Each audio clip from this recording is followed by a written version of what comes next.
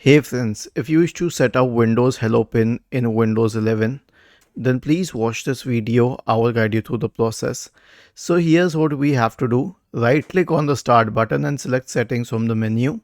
Now go to the accounts tab on the list on the left hand side, and then you can scroll down and select sign in options.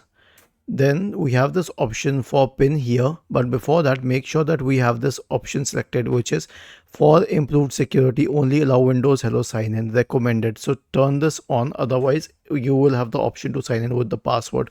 In that case the pin becomes meaningless. I'll explain this over a separate video, but for now about setting the pin, click it here. Okay, you can click on the change pin option. You can enter the current pin and then you can enter the new pin, and then you can confirm a new pin and click on OK. Okay, so this is how you can change an existing pin, because if this option is selected, the pin would have to be in place. So this is the case, right?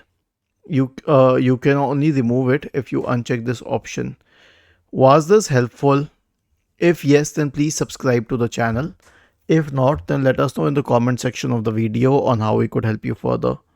Thank you for watching this video and have a nice day.